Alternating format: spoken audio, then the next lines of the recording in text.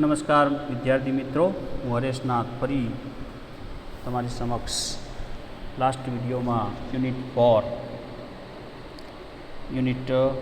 4 read 1 the adjustment, જેની અંદર આપણે સ્ટોરી લાઇન વિશે, એના ઇલિસ્ટ્રેશન વિશે ચર્ચા કરતા હતા કે જેમાં અચાનક જ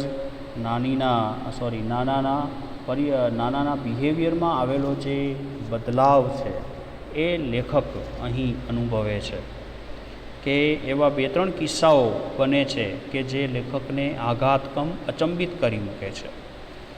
કારણ એક પ્રસંગ છે દવાની બાટલીવાળો પ્રસંગ. દવાની બોટલમાંથી નાના છે એ નાનીની જેમ એ સિરપ લેવાની કોશિશ કરી રહ્યા હતા, એક્ઝેક્ટલી જેવી રીતે નાની પહેલાં કરતા. અને આ બાબત છે એ લેખકને અચંબિત કરે છે.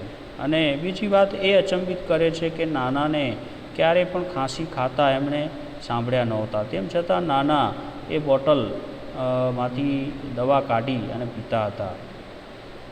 અને બીજી બાબત એક એવી હતી કે જેમાં નાનાને હજામની દુકાને લઈ જવાની વાત લેખક કરે છે કે નાનાને તેઓ કહે છે કે વાળ વધી ગયા હોવાથી વાળ કપાવવા માટે જવાનું છે.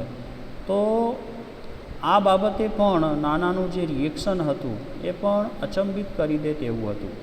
ખાસ કરીને તેઓ એ બાબતને નકારી દે છે, ઇવન એની તમા પણ રાખતા નથી અને કહી દે છે કે નાના એ વાત મને મતલબ કે એ જણાવે છે જાણે કે નાનાના શરીરમાંથી નાની બોલતા હોય તેવી રીતે કે મારા ટૂંકા વાળ રખાવવા એ એને ગમતા નથી અને પહેલાં પણ એમને ગમ્યા નહોતા, મારે એ નથી કરવું ના. તો આ જે બોલવાની ઢબ છે, જે બોલવાનો જે લહેકો છે, એ જાણે કે નાની પોતે બોલી રહ્યા હોય તેવો છે. એક્ઝેક્ટલી લાઈક નાની, જાણે કે નાની પોતે જ એમના નાકમાંથી એ શબ્દો આવે છે, જાણે કે નાનીના જ શબ્દો હોય તેવું લેખકને અનુભવાય છે. It seemed as if it was નાની હુ વોઝ સ્પીકિંગ. એવું લાગતું હતું કે જાણે નાની પોતે જ બોલી રહ્યા હતા. I moved back a little worried. હું થોડોક ચિંતિત થઈ, અચંબિત થઈ પાછળ હટી ગયો. ત્યાં સુધી મિત્રો આપણે જોયું હતું. હવે આગળ વધીએ. આઈ હેડ અ ફ્રેન્ડ ડૉક્ટર કે.ડી. કામ્બલે. મારો એક મિત્ર હતો જેનું નામ હતું કે.ડી. કામ્બલે, અ સાયક્રેટિસ્ટ. આઈ કોલ્ડ હિમ ઓવર. મારા એક મિત્ર ડૉક્ટર કે.ડી. કામ્બલે કે જેઓ એક મનોચિકિત્સક હતા. આઈ હેડ અ ફ્રેન્ડ ડૉક્ટર કે.ડી. કામ્બલે, અ સાયક્રેટિસ્ટ, કે જેઓ એક મનોચિકિત્સક હતા. આઈ કોલ્ડ હિમ ઓવર. મેં તેમને મારા ઘરે બોલાવ્યા. હી ટોક ટુ નાના એટ લેન્થ ફોર આવર્સ. તેમણે કલાકો સુધી નાના સાથે વિગતવાર વાતો કરી.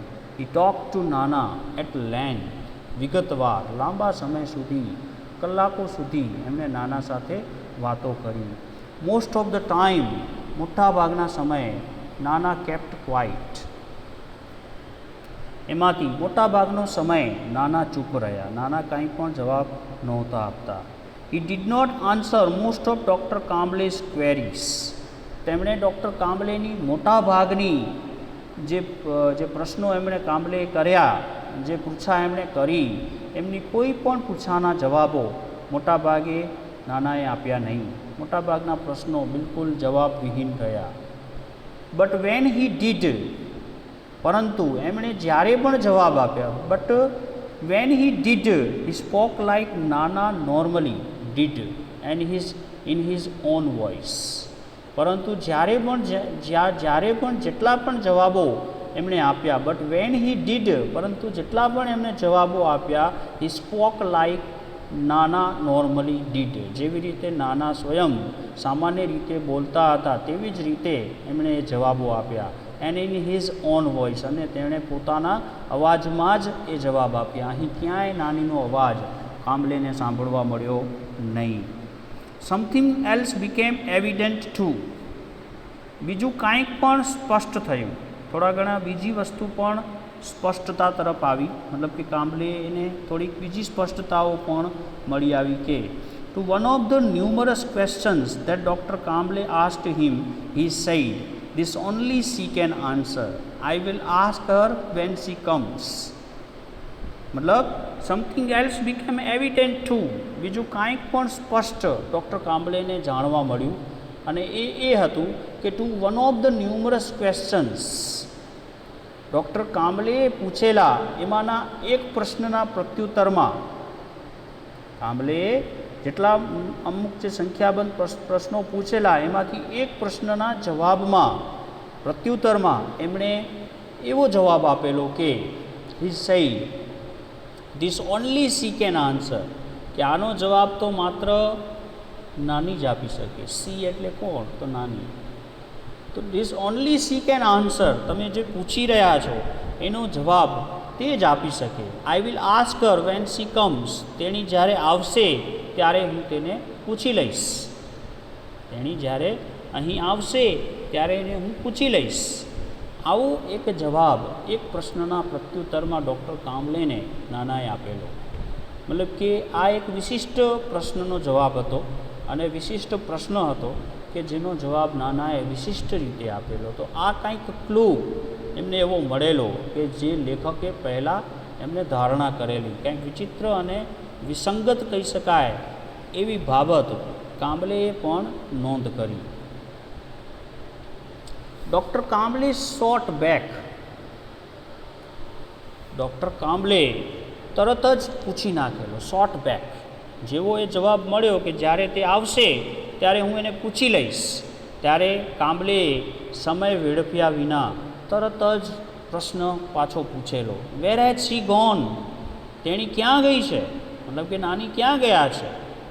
એ મતલબ કે કામ્બલે તો ઉલટ તપાસ કરે છે એમના વર્તન પરથી. તો એને પૂછે છે કે તેણી ક્યાં ગઈ છે, કે એ આવશે એટલે જવાબ આપીશ, મતલબ કે કોણ છે અને શું છે એ જાણવા માટે કામ્બલે એને પૂછે છે, "વેર હેઝ શી ગોન?" તે ક્યાં ગઈ છે અથવા તે ક્યાં ગયા છે? The ends of his lips curled up a little in a smile. The ends of his lips curled up like a, શું કહે છે? The ends of his lips.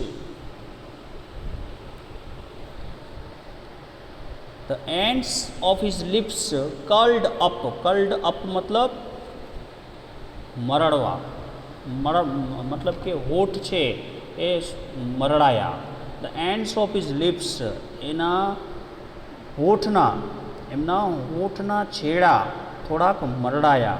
કર્લ્ડ up a little in a smile, મૃદુ હાસ્યની મુદ્રામાં, normal હાસ્યની મુદ્રામાં, જાણે કે ટોનિક હાસ્ય હોય તે રીતે, એ મૃદુ હાસ્યની મુદ્રામાં એમના હોઠના ખૂણા થોડા મરડાયા, જાણે કે હસતા હોય તે રીતે એમને જવાબ આપ્યો. "ઓ અરે, શી ડઝન્ટ રિયલી એવર ટેલ મી હર વેર અબાઉટ્સ." અરે, તેણી ખરેખર ક્યારેય મને તેણીના ઠેકાણા કહેતી નથી.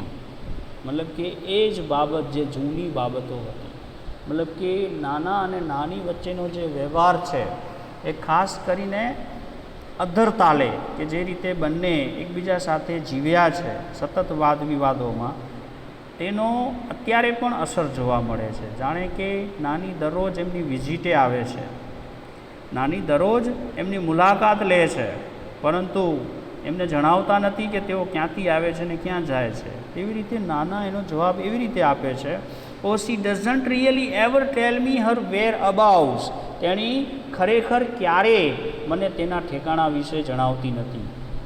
મતલબ કે એનો મને કાંઈ જ ખ્યાલ નથી, ક્યાંથી આવે છે ને ક્યાં જાય છે અને ક્યાં ગઈ છે, એનો મને બિલકુલ અંદાજ નથી. "વેન નાના લેફ્ટ," ડૉક્ટર કામ્બલે સેડ, જ્યારે નાના ગયા. વેન નાના લેફ્ટ, ડૉક્ટર કામ્બલે સેડ, જ્યારે નાના ગયા, ડૉક્ટર કામ્બલે સેડ, ત્યારે ડૉક્ટર કામ્બલેએ કહ્યું, "હી ડઝ નોટ પરસીવ યોર નાની એઝ ડેડ." મતલબ કે એ તમારી નાનીને મૃત સમજતા નથી, તમારા નાની મૃત્યુ પામ્યા છે એવું સત્ય તેઓએ સ્વીકાર્યું નથી હજી સુધી. "He has begun to live a double life." તેમણે બેવડું જીવન જીવવાનું શરૂ કરી દીધું છે. He has begun to live a double life. એમણે બેવડું જીવન જીવવાનું શરૂ કરી દીધું છે. ઇનફેક્ટ વાસ્તવમાં there is more of her and less of him. વાસ્તવમાં હકીકતમાં તે બેવડા જીવનમાં તમારી નાનીનું વધારે અને પોતાનું જીવન ઓછું જીવે છે. મતલબ કે એમનું ડબલ પર્સનાલિટી થઈ ગઈ છે. મતલબ કે બે જીવન અત્યારે તેઓ જીવી રહ્યા છે, જેમાં એક જીવન નાનાનું પોતાનું છે અને બીજું જીવન એમના નાનીનું છે. મતલબ કે આ બે જીવન એક સાથે જ જીવાઈ રહ્યા છે નાના દ્વારા, અને એમાં પણ નાનીનું જીવન વધારે જીવાઈ રહ્યું છે, નાનાનું ઓછું છે. In fact there is more of her and less of him. મતલબ કે તેણીનું વધારે, નાનીનું વધારે અને પોતાનું જીવન ઓછું જીવે છે. હકીકત આ છે. બેવડું જીવન અત્યારે નાનાએ જીવવાનું શરૂ કરી દીધું છે. He has begun two think of himself as નાની. એ એમની જાતને નાની તરીકે માનવા લાગ્યા છે. મતલબ કે પોતાની જાતને તેઓ નાની તરીકે સમજવા લાગ્યા છે. પોતે જ નાની છે તેમ સમજીને તેમણે જીવવાનું શરૂ કરી દીધું છે. વોટ એવર હેપન્સ, કાંઈ પણ થાય, ઇટ હેપન્સ ટુ હર. જે કંઈ પણ ઘટના ઘટે છે જાણે કે નાની સાથે ઘટના ઘટતી હોય એવું એમને લાગે છે. મતલબ કે જે કંઈ પણ આજુબાજુ ઘટના બને છે એ ઘટનાની અસર નાની પર થતી હોય એવું સ્પષ્ટપણે દેખાઈ આવે છે. She is the one who needs to be fed. તેણીને માટે જમવું પડે છે. જે કંઈ પણ થાય છે એ અસર સીધી નાની ઉપર થાય છે, તેના માટે જ she is the one who needs to be fed. તેણીને માટે જ જાણે જમવાની પ્રક્રિયા ચાલુ છે. She is the one who feels thirsty. તેણીને તરસ લાગે છે. મતલબ કે નાનાના શરીરમાં જાણે કે નાની જીવી રહ્યા હોય તેમ આ તરસ, ભૂખ બધી નાનીના કારણે નાનાને લાગતું હોય એવું સ્પષ્ટપણે દેખાઈ આવે છે. She is the one who feels the pain. તે કહે છે કે તેણીને જે કંઈ પણ દુઃખ દર્દ થાય છે એવો જ પેઇન નાના અનુભવે છે. And it is he who tax the medicines. અને એ જણાવે છે કે અને આ દવાઓ કોણ લે છે? દવાઓ હકીકતમાં પીડા અથવા તો દર્દ નાનીને થાય છે, પરંતુ દવાઓ કોણ ખાય છે? નાના ખાય છે. હી ટેક્સ ધ મેડિસિન. એટલે કે પીડા નાનીને થાય છે અને દવાઓ એની નાના લે છે. મતલબ કે આ ડબલ પર્સનાલિટી નાના અહીંયા જીવી રહ્યા છે. He only swallows the pills on her behalf. મતલબ કે તેઓ તેણીના વતીથી, મતલબ કે નાની વતી જ દવાઓની ગોળીઓ ગળે છે. મતલબ કે ગોળીઓની જરૂરત નાનીને છે, તો એ જરૂરત પૂરી કરવા માટે જાણે નાના પોતે નાનીના સ્વરૂપે જે જીવન જીવાઈ રહ્યું છે એમના માટે તેઓ ગોળીઓ ખાય છે. નાનીનું પીડા એ નાનાની પીડા બની ગઈ છે. મતલબ કે અત્યારે બે જીવન એક સાથે નાના જીવી રહ્યા છે, જેમાં નાનીનું જીવન વધારે પડતું છે ત્યારે નાનાનું જીવન ઓછું છે. મતલબ કે ડબલ પર્સનાલિટી ડિસઓર્ડરથી અત્યારે નાના પીડાઈ રહ્યા છે. I drove the good doctor back to him. હું ભલા ડૉક્ટરને, મતલબ કે I drove the good doctor back to his home. હું ભલા ડૉક્ટરને તેમના ઘરે હંકારી ગયો, મતલબ કે એમને મૂકી આવ્યો. હું આ બિચારા મારા જે ફ્રેન્ડ હતા કે જેઓ મારા નાનાની સારવાર માટે આવેલા, એમને છેક હું ઘર સુધી વળાવી આવ્યો. હી સેઇડ ધેટ. તેમણે કહ્યું કે નાના was suffering from a sort of dissociative personality disorder. શું કહે છે? તેમણે કહ્યું કે નાના છે એ અત્યારે એક પ્રકારના ડિસોસિએટિવ પર્સનાલિટી ડિસઓર્ડરથી પીડાય છે. આ એક મનોશારીરિક બીમારી છે કે જેનાથી નાના અત્યારે પીડાઈ રહ્યા છે. The condition was little understood. આ સ્થિતિ સમજવી સહેલી નથી. The condition was little understood is said. તેમણે કહેલું કે આ પરિસ્થિતિ સમજવી બિલકુલ સહેલી નથી. તેમણે ઉમેર્યું and there was no sure cure for it, અને તેનો કોઈ ચોક્કસપણે ઈલાજ પણ નથી. મતલબ કે આ સ્થિતિને સમજવી બહુ અઘરી છે, બિલકુલ ઇઝી નથી એને સમજવી, અને આ વસ્તુનો કોઈ ચોક્કસ કહી શકાય એવો ઈલાજ પણ નથી. He said we will keep at it, do our best. તેમણે કહેલું કે આપણે યથાસ્થિતિ જાળવી રાખવા શ્રેષ્ઠ પ્રયત્ન કરીશું. મતલબ કે આ બાબત ઉપર આપણે ચોક્કસપણે આપણા શ્રેષ્ઠ પ્રયત્નો, સારા પ્રયત્નો કરીશું કે જેથી નાનાની જે બીમારી છે અથવા તો નાનાની જે હાલત છે, જે સ્થિતિ છે એ સુધરી શકે. એ માટે શું કહે છે, ડુ અવર બેસ્ટ, આપણે શ્રેષ્ઠ પ્રયત્નો કરીશું. We will keep at it, આપણે આ સ્થિતિને સુધારવા માટેના જે કંઈ પણ શ્રેષ્ઠ પ્રયત્નો થશે એ આપણે કરીશું. જો કે આનો ઈલાજ બહુ જ લિમિટેડ માત્રામાં થઈ શકે એમ છે, એનો કોઈ ચોક્કસ ઈલાજ નથી, પરંતુ આપણે શ્રેષ્ઠ પ્રયત્ન કરીશું. But at your nana's age that kind of recovery is nearly impossible. પરંતુ એ જણાવે છે કે નાનાની જે ઉંમર છે, નાનાની જે એજ છે, તમારા નાનાની ઉંમરમાં જે સ્થિતિ છે એને ધેટ કાઇન્ડ ઓફ રિકવરી, આવા પ્રકારની જે રોગમુક્તિ છે, ઇઝ નિયરલી ઇમ્પોસિબલ, લગભગ અશક્ય બાબત છે. કારણ કે નાનાની એજ છે એ વધારે છે, અને આવી સ્થિતિમાં આ રોગનું કાયમી નિદાન બહુ જ ઓછી શક્યતા ધરાવે છે. એની રિકવરી આવવી બિલકુલ અશક્ય બાબત જેવી છે.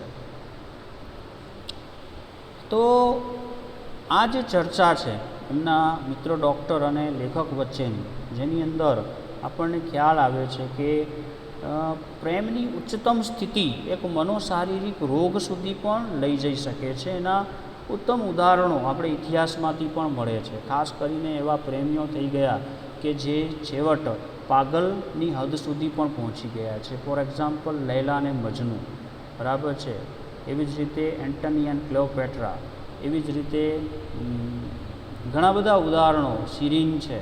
ભારતની અંદર પણ એવા, સૌરાષ્ટ્રની લોકકથાઓની અંદર પણ એવા ઉદાહરણો જેમાં મળે છે કે જેમાં માણસ પ્રેમની હદ એટલી બધી હદે વટાવી જાય છે કે જેમાં પાગલપન પણ માણસને આવી શકે છે. તો નાના છે એ પ્રેમની સ્થિતિમાં એક બેવડું જીવન જીવવાનું શરૂ કરી દે છે, જેની અંદર એક પોતાનું જીવન છે, સાથે સાથે નાનીનું જીવન પણ તેઓ જીવે છે. જે કંઈ પણ તરસ, ભૂખ કે જે કંઈ પણ પીડા છે નાનીની, એ બધી જ વસ્તુઓ નાના પોતે અનુભવે છે, અને નાની જે કંઈ પણ વસ્તુ કરતા એ બધી જ એમના વર્તનમાંથી ઝળકે છે. મતલબ કે એક ડબલ પર્સનાલિટી ડિસઓર્ડર નામની જે ઘટના છે, એ જે રોગ છે, એ નાનાને અત્યારે લાગુ પડ્યું છે, અને એનો કોઈ સંપૂર્ણ ઈલાજ નથી એવું ડૉક્ટર લેખકને જણાવે છે. પણ ડૉક્ટર છે એ આશ્વાસન આપતા લેખકને જણાવે છે કે આપણે આપણો શ્રેષ્ઠ પ્રયત્ન કરીશું, પરંતુ આ બાબતે એ ચોક્કસપણે ખાતરી આપે છે કે આ એજની અંદર આનું નિદાન, આનું જે ઈલાજ છે એ બહુ જ અશક્ય બાબત છે. As I was about to leave he asked me, જેવો હું જવા માટે ઉઠ્યો એમના ઘેરથી, as I was about to leave, જ્યારે હું એમના ઘરેથી જવા માટે ઉઠ્યો, હી આસ્ક્ડ મી, તેમણે મને પૂછેલું, ટેલ મી વન થિંગ, મને એક બાબત જણાવો, how does it make any difference to you whether he is nana or thinks himself to be nani. How does it make any difference, એ નાના છે કે તેઓ પોતાની જાત નાની માને છે, એ બાબતથી તમને શું ફરક પડશે, તમારા જીવન ઉપર એની શું અસર થશે? આવો પ્રશ્ન એમના મિત્ર એમને પૂછે છે. ટેલ મી વન થિંગ, મને એક બાબત જણાવો, how does it make any difference to you whether he is Nani or he thinks himself to be Nani, તે પોતાની જાતને નાની સમજે કે નાના કહે, એનાથી તમારા ઉપર એનો શું પ્રભાવ પડવાનો છે, એનાથી તમને શું ફરક પડવાનો છે, એ બાબતનો મને જવાબ આપો. How does it change anything whether he eats raita by staying your nana or refuse to eat raita by morphing into your nani. એ નાના તરીકે રાયતું ખાય કે પછી પોતાની જાતને નાનીમાં પરિવર્તિત કરી અને રાયતું ખાવાની ના પાડી દે, એનાથી તમને શું ફરક પડે છે? એ વાત વિચિત્ર કે અસ્વાભાવિક છે? એ કેવી રીતે તમારા જીવન ઉપર અફેક્ટેડ થાય છે? How does it change anything whether he eats raita by staying your nana? તમારા નાના બનીને એ રાયતું ખાય કે or refuses to eat raita by morphing into your nani, કે પછી નાનીની અસર તળે તેઓ રાયતું ખાવાનું ના પાડી દે, એનાથી તમને કોઈ પરિસ્થિતિમાં ફરક પડે ખરો? Let him live his life any way he wants to. એને જેમ છે એમ એમના જીવનમાં જીવવા દો. Let him live his life, એમને એમનું જીવન જીવવા દો. Any way he wants to, જેવી રીતે એમને જીવવું હોય. તો એ કહે છે, મારું એવું કહેવાનું નથી કે આ ઘટના વિચિત્ર કે અસ્વાભાવિક નથી, પણ એમને જેમ છે તેમ રહેવા દો. એ જે રીતે ઈચ્છતા હોય તે રીતે જ એમને જીવવા દો, એમાં જ મજા છે. મતલબ કે એને નાની તરીકે જીવવું હોય કે નાના તરીકે, તમને શું ફરક પડવાનો છે? એને જેમ મજા આવે તે રીતે જીવવા દો, કારણ કે આનો કોઈ ઈલાજ અત્યારે શક્ય નથી. તો આ બાબત આશ્વાસન રૂપે લેખકને એમના મિત્ર ડૉક્ટર છે એ જણાવે છે અને કહે છે કે એમને ડિસ્ટર્બ ના કરો. જે કંઈ પણ પરિવર્તન આવ્યું છે એક આવી બીમારીના કારણે આવ્યું છે, અને એ ડબલ પર્સનાલિટી જીવે તો એનાથી કોઈ ફરક નથી પડતો, કારણ કે આનાથી કોઈ ફેર નથી પડતો. એ માણસે પોતાની જાતને ડબલ પર્સનાલિટીમાં ફેરવી દીધી છે. મતલબ કે નાનીનું જીવન પણ જીવે છે અને પોતાનું જીવન પણ જીવે છે. મતલબ કે નાનીના દુઃખ, દર્દ, પીડા, ભૂખ, તરસ તે અનુભવે છે. તો એમાં કોઈ ખોટી બાબત નથી અને આમાં કોઈ અસ્વાભાવિક બાબત પણ નથી. આ એક વિચિત્ર કહી શકાય એવી પણ બાબત નથી. આ એક મનોશારીરિક સ્થિતિ છે કે જેમાં માણસ ઘણી વખત એ સ્થિતિમાં ચાલ્યો જાય છે. પ્રેમનો ઘણીવાર આવિર્ભાવ અથવા તો માનવીની જે લાગણીઓ છે એટલી બધી ઉચ્ચ સ્તરીય અચાનક એ સ્થિતિએ પહોંચી જાય છે કે જ્યારે ઘણી વખત માણસ આવી સ્થિતિમાં આવું વર્તન દાખવતો હોય છે. તો એના માટે કોઈ ચિંતિત થવાની વાત નથી, લેખક એમને જણાવે છે.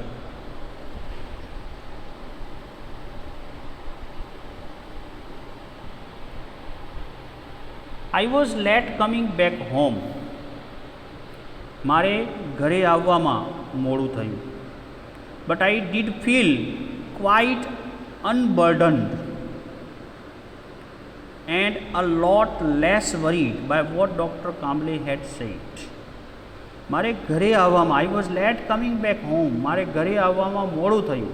But I did feel quite unburden, પરંતુ મને એવો અહેસાસ થયો કે જાણે હું બોજ મુક્ત થઈ ગયો અને ચિંતા મુક્ત થઈ ગયો. જે પ્રમાણે કામ્બલે મને આશ્વાસન આપ્યું, જે પ્રમાણે કામ્બલેએ મને કહેલું, એના પરથી મને એવો અહેસાસ થયો કે જાણે કે હું બોજ મુક્ત અને ચિંતા મુક્ત થઈ ગયો હોઉં.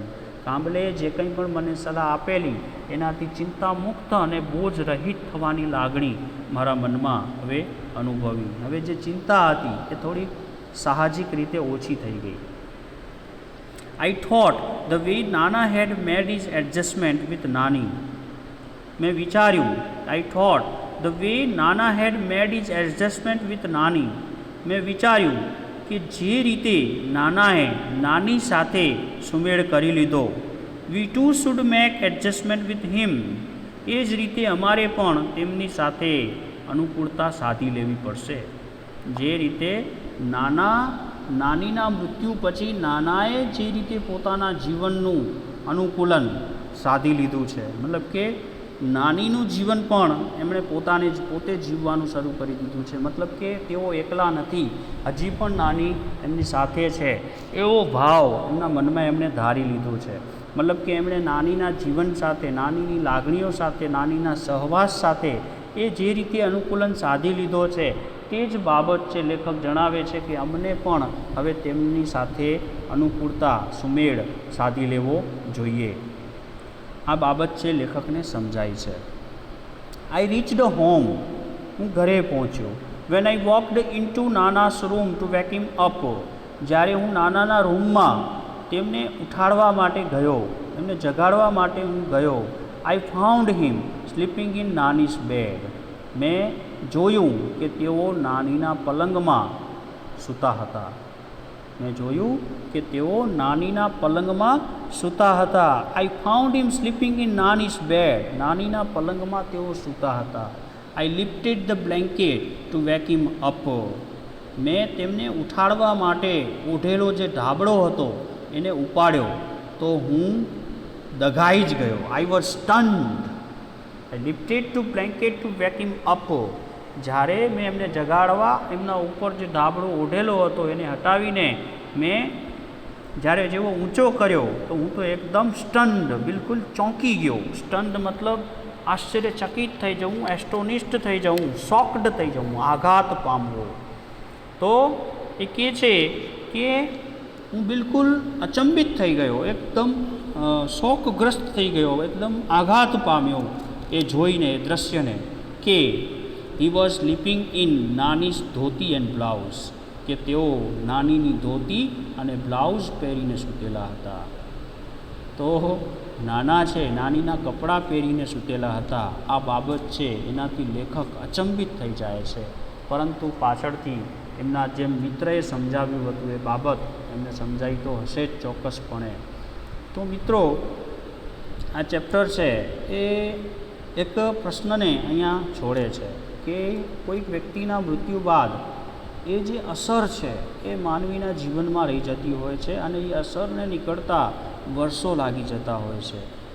એ અસરમાંથી નીકળવું એક સમય માંગી લે એવો તબક્કો છે કે જેની અંદર માણસ ખાસ કરીને એમાંથી નીકળી શકતો નથી અને એની અસર લાંબા ગાળા સુધી રહે છે. જો કોઈ દંપતી છે અતિ એકબીજા સાથે સંબંધમાં પ્રેમથી જળવાયેલા હોય અને એકબીજા વગર સુમેળ, એકબીજા વગર અનુકૂળતા સાધી ન શકતા હોય તો આ બાબત છે એક રીતે જોવા જાઓ તો સ્થિતિને સમજવા માટે, સ્થિતિ સાથે અનુકૂળતા સાધવા માટે એકદમ આપણું મન છે એ તરત જ એક સ્થિતિ શોધવા લાગે છે.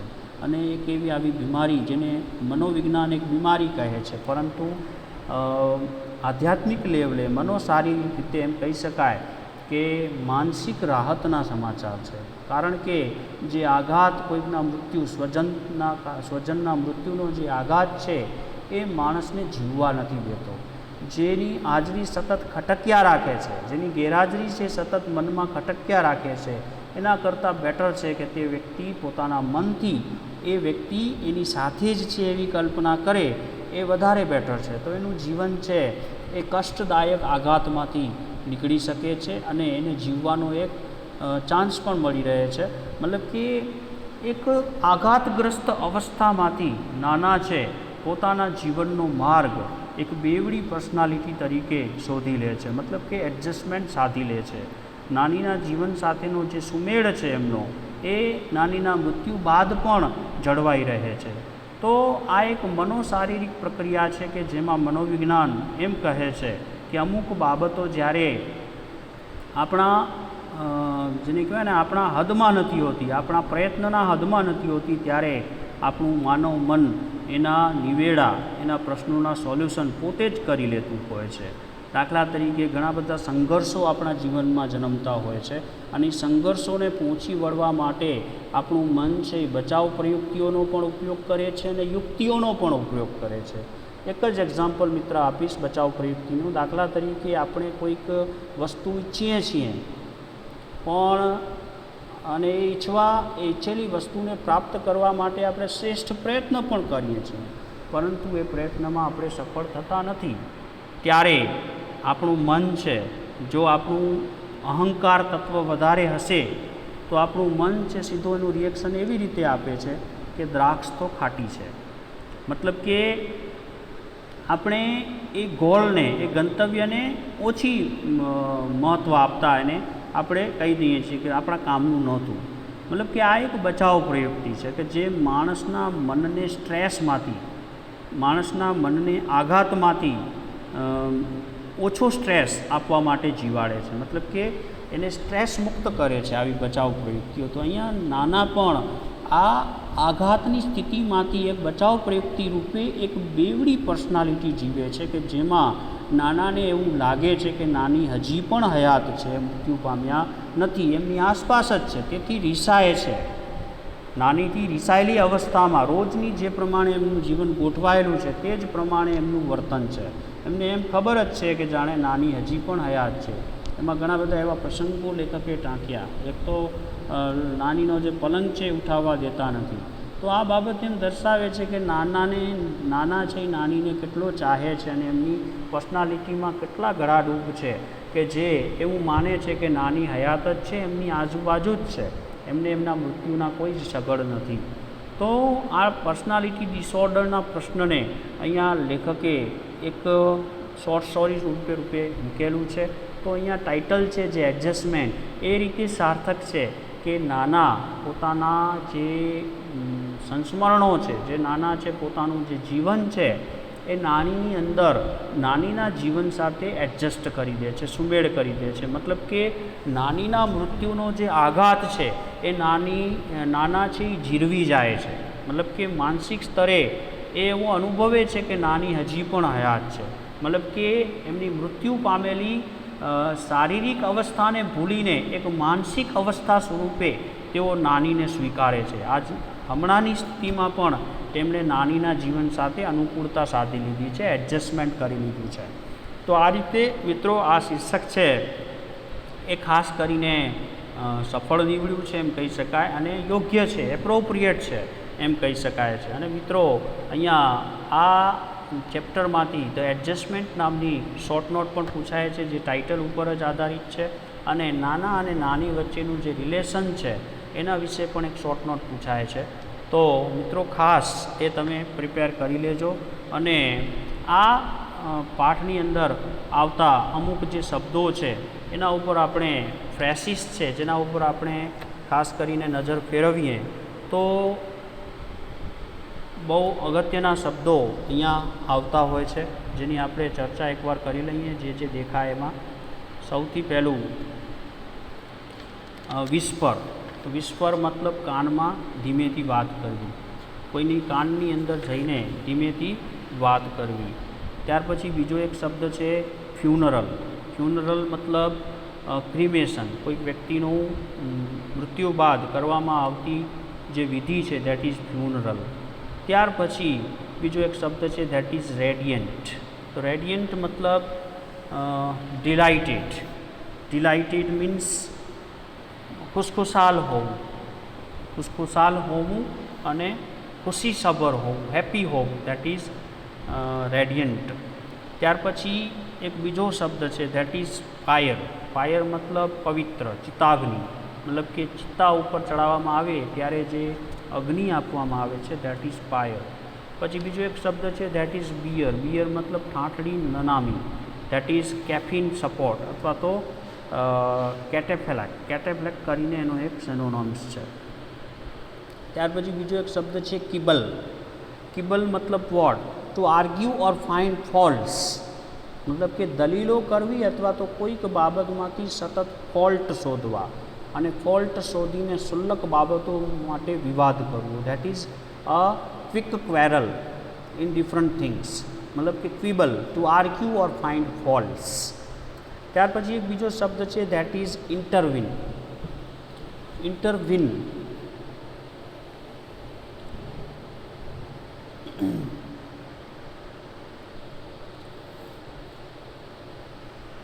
ઇન્ટરવિનની પહેલાં એક મિત્રો શબ્દ આવે છે ગ્રમ્બલ. ગ્રમ્બલ મતલબ પણ ટુ ફાઇન્ડ આઉટ ફોલ્ટ્સ, મતલબ કે કોઈક વસ્તુમાંથી ત્રુટિ શોધવી. ત્યાર પછીનો શબ્દ છે ઇન્ટરવિન. ઇન્ટરવિન મીન વોટ? ઇન્ટરવિન એટલે ઇન્ટરફિયર, કોઈક બાબતની અંદર વચ્ચે પડવું. ઇન્ટરફિયર અથવા તો ઇન્ટરપ્ટ મતલબ કે વચ્ચે દખલગીરી કરવી. ત્યાર પછી ક્વિપ. ક્વિપ શબ્દ છે બહુ અગત્યનો શબ્દ છે. ક્વિપ મતલબ અ ક્લેવર વિટી રિમાર્ક, જેને આપણે ટોણો કહી શકીએ, ટોન મારવો, કટાક્ષ મારવો એમ કહી શકાય. અ ક્વિક સેટાયર એવો પણ આપણે કહી શકાય છે. ત્યાર પછી આગળ વધીએ તો એનામાં નેક્સ્ટ શબ્દ બહુ અગત્યનો કહી શકાય એવું છે રિપ્રિમન્ડ. रिप्रिमेंड मतलब रिप्रिमेंड मतलब स्कोल्ड करવું मतलब કે ઠપકો આપવો. रिप्रिमेंड मतलब ઠપકો આપવો. પ્રોવોક मतलब એરાઉઝ કરવું, ઉકસાવવું. ત્યાર પછી નેક્સ્ટ શબ્દ છે વુસઆઉટ. વુસઆઉટ मतलब બોલી જવું. વુસઆઉટ મીન્સ બોલવું. વુસઆઉટ અ ફ્યુ વર્ડ્સ એવો અલગથી ઉલ્લેખ છે. તો વુસઆઉટ मतलब હળવેકથી બોલી દેવું. રિપ્લાય તરત જ મોઢા ઉપર આપી દેવું, ધેટ ઇઝ. ત્યાર પછી નેક્સ્ટ શબ્દ છે પ્રોવોક શબ્દ પણ અગત્યનો છે. એનો અર્થ થાય છે ઇરિટેટ કરવું અથવા તો ઇન્સાઇટ ટુ એંગર મતલબ કે ગુસ્સે કરવા માટે ઉકસાવવું, ધેટ ઇઝ. ત્યાર પછી નેક્સ્ટ વર્ડ ઇમ્પ્રેશનેબલ. ઇમ્પ્રેશનેબલ मतलब સંવેદનશીલ, સેન્સિટિવ मतलब કે સંવેદનાસભર, ધેટ ઇઝ. ત્યાર પછી શબ્દ છે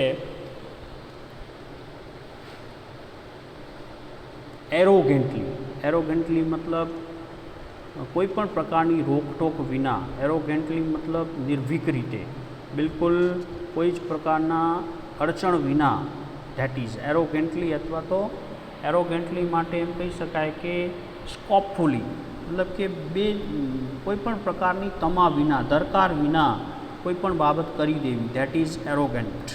એરોગેન્ટ मतलब કોઈનું પણ માને નહીં તેવું, ધેટ ઇઝ. ત્યાર પછી નેક્સ્ટ શબ્દ છે ધેટ ઇઝ સ્કૂપ્ડ આઉટ. સ્કૂપ્ડ मतलब પિકઅપ, કલેક્ટ, ઉઠાવી લેવું. સ્કૂપ અપ मतलब ઉઠાવી લેવું, કલેક્ટ કરવું. ત્યાર પછી નેક્સ્ટ શબ્દની અંદર થ્રેસ્ટ એટલે કોઈકને જોડવું, મારવું, બરાબર છે, સ્લેપ્ટ એમ કહી શકાય છે. ત્યાર પછી નેક્સ્ટ વર્ડ છે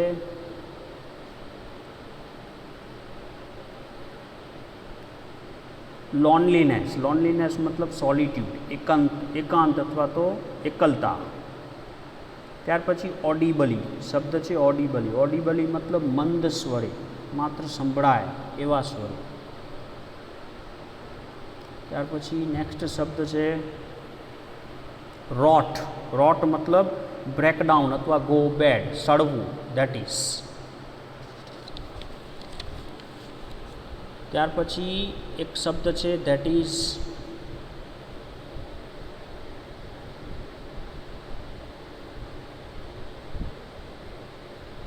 બેરલી. ધેટ ઇઝ શબ્દ છે બેરલી મીન્સ વોટ? તો બેરલી मतलब હાર્ડલી, સ્કેર્સલી, ભાગ્યે જ. ત્યાર પછી ઇરિટેબલ શબ્દ છે ઇરિટેબલ મીન્સ વોટ? તો ઇરિટેબલ મીન્સ બેડ ટેમ્પર્ડ मतलब જે ગુસ્સે તરત જ થઈ જાય તેવું, તરત જ જેને ગુસ્સે આવી જાય, તરત જ જેને ખીજાઈ જાય તેવો વ્યક્તિ, દેટ ઇઝ બેડ ટેમ્પર્ડ. ત્યાર પછી એક શબ્દ છે ઇમ્પ્રિઝન મીન્સ વોટ? તો ઇમ્પ્રિઝન मतलब કન્ફાઇન, શટઅપ, પોતાની જાતને ગોંધી રાખવું, બંધ કરી દેવું, પૂરી દેવું, દેટ ઇઝ શટઅપ. અથવા તો કન્ફાઇન, પોતાની જાતને કોઈ વસ્તુમાં સુરક્ષિત રીતે બંધ કરી દેવું, દેટ ઇઝ ઇમ્પ્રિઝન. ત્યાર પછી શબ્દ છે બિલોંગિંગ્સ मतलब પજેશન પ્રોપર્ટીઝ, मतलब કે કોઈક વસ્તુ અંગત માલિકીની ચીજ વસ્તુઓ, ડેટ ઇઝ બિલોંગિંગ્સ मतलब થિંગ્સ ઓફ પર્સનલ પ્રોપર્ટી, પજેશન્સ. ત્યાર પછી એક શબ્દ છે દેટ ઇઝ કોર્સ मतलब કર્કશ અવાજ, હોલો मतलब ઊંડો અવાજ, ડ્રાય मतलब શુષ્ક. ત્યાર પછી નેક્સ્ટ શબ્દ છે ઇમર્શન मतलब પ્લંગ અથવા તો શોક અથવા તો ડચ, મતલબ કે કોઈક વસ્તુનું વિસર્જન કરવું, ડૂબાડવું, પાણીની અંદર વિસર્જન કરવું, ડૂબાડવું અથવા તો તરાવી દેવું, દેટ ઇઝ ઇમર્શન. ત્યાર પછી નેક્સ્ટ શબ્દ છે શિફ્ટ मतलब ચેન્જ, બદલાવ, એક પ્રકારનો જે બદલાવ છે તે. ને ગ્રેડ્યુઅલ मतलब ધીમો, સ્લો. ત્યાર પછી એવિડન્ટ मतलब સ્પષ્ટ, ક્લિયર. એવિડન્ટ मतलब થાય છે સ્પષ્ટ, ક્લિયર. ત્યાર પછી નેક્સ્ટ શબ્દ છે સિરપ. Syrup means what? તો અ સ્ટીકી લિક્વિડ. આ સ્ટીકી લિક્વિડ મતલબ પ્રવાહી દવા. પ્રવાહી દવા અથવા સિરપ જેને કહી શકાય છે, દેટ ઇઝ સિરપ. થીક અને થોડુંક ઘટ્ટ હોય અને જે સ્ટીકી હોય મતલબ કે ચોંટી જાય એવું, that is sticky liquid, that is પ્રવાહી. ત્યાર પછી નેક્સ્ટ શબ્દની અંદર આપણે જોઈએ તો એક શબ્દ છે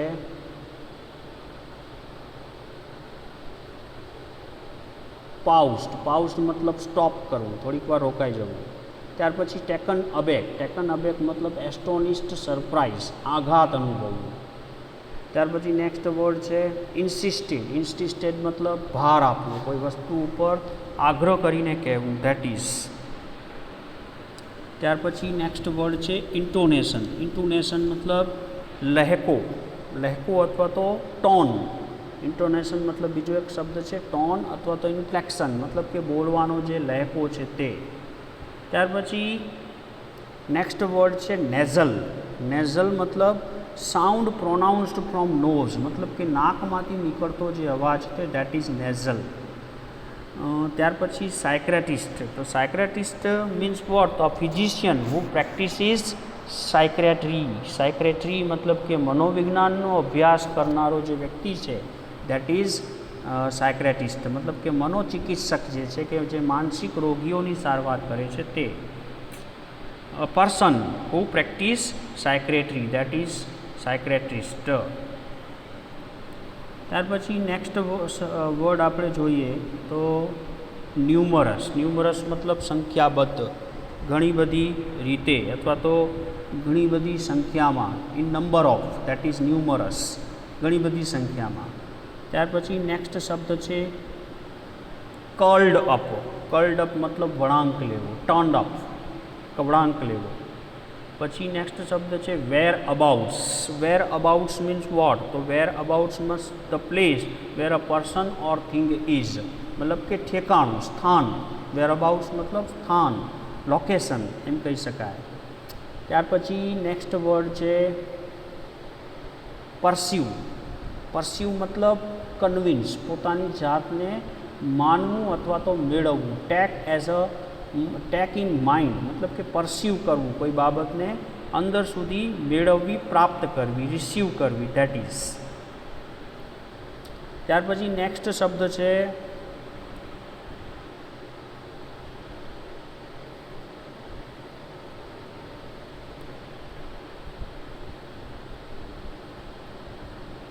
ડિસોસિએટિવ પર્સનાલિટી ડિસઓર્ડર. એક બીમારીનું નામ છે, બરાબર છે. ત્યાર પછી નેક્સ્ટ શબ્દ અગત્યનો કહી શકાય એવું હોય તો એ છે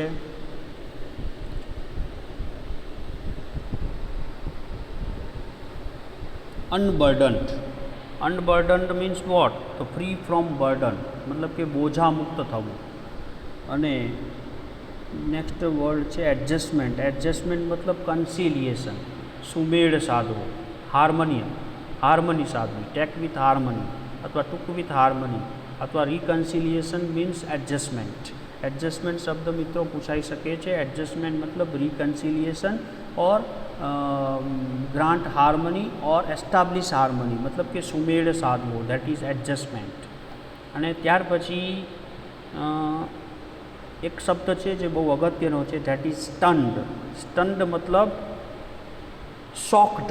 શોક્ડ મતલબ આઘાત લાગવો. સ્ટન્ડ મતલબ મેસ્મરાઇઝ થઈ જવું, એકદમ અચંબિત થઈ જવું, ધેટ ઇઝ મંત્રમુગ્ધ થઈ જવું, ધેટ ઇઝ સ્ટન્ડ. બરાબર છે. તો મિત્રો આ ઘણા બધા એવા શબ્દો છે કે જે તમને પૂછાઈ શકે છે. તેવા જ અમુક ફ્રેસીસ પણ આવ્યા છે.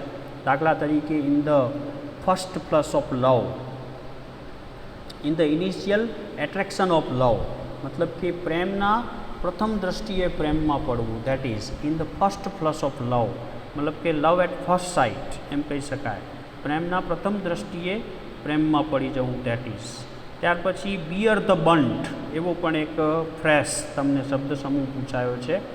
Bear the brunt. Bear the brunt મતલબ ટોલરેટ કરવું, એન્ડ્યોર કરવું, મતલબ કે સહન કરવું. બિયર ધ બન્ટ મતલબ કે જે કંઈ પણ દજાડનારી બાબતો છે એને સહન કરવી, ધેટ ઇઝ એન્ડ્યોર કરવું, ટોલરેટ કરવું. ત્યાર પછી એક શબ્દ આવેલું ગુસ્સાઉટ. ગુસ્સાઉટ મીન્સ વોટ? તો speak in a loud rushing noise, મોટા સિસકારા સાથે બોલવું. રસિંગ નોઇઝની અંદર બોલવું, મોટા સિસકારા સાથે બોલવું. ત્યાર પછી ગેટ થ્રેસ્ડ. ગેટ થ્રેસ્ડ મતલબ બી બીટન, કોઈથી માર ખાવો, મતલબ કે કોઈ એને મારે તેવું. ગેટ થ્રેસ્ડ મતલબ ટુ બી બીટન. ત્યાર પછી ગેટ ઇરિટેટેડ મતલબ કે બીકમ એંગ્રી. પછી નેક્સ્ટ શબ્દ એવો એક આવેલો lose a wager. Lose a wager means what? તો lose a bet or contract, જાણે કે શરત હારી જવી, ધેટ ઇઝ. ત્યાર પછી pay heed to. Pay heed, heed મતલબ અટેન્શન. પે અટેન્શન ટુ, કોઈક પર ધ્યાન આપવું, કોઈક બાબત પર ધ્યાન આપવું, that is pay heed to, pay attention to. ત્યાર પછી taken aback means greatly shocked, મતલબ ભયંકર રીતે આઘાત લાગવો, ધેટ ઇઝ. પછી કર્લ્ડ અપ. કર્લ્ડ અપ મતલબ ટ્વિસ્ટેડ, મરડાયેલું હોવું, that is. On once behalf મતલબ કે ઇન પ્લેસ ઓફ સમવન, ને સ્થાને. અને વિથ અ હેવી હાર્ટ મતલબ વિથ એક્સ્ટ્રીમલી સેડનેસ, મતલબ કે ભારે ઉદાસી સાથે, ભારે હૃદયજનક, હૃદયદ્રાવક ઘટના સાથે, ધેટ ઇઝ શું કહે છે? With a heavy heart. તો મિત્રો અમુક ફ્રેશો પણ છે કે જે અગત્યના છે અને જે તૈયાર કરવા પડે છે. મિત્રો હું આશા રાખું છું કે આ ચેપ્ટરમાં તમને મારો આ વિડીયો ઉપયોગી સાબિત થશે અને નેક્સ્ટ વિડીયોમાં નવા ટૉપિક સાથે ફરી મળીશું. ત્યાં સુધી have a good day. Stay link with me, stay tuned with me. Thank you.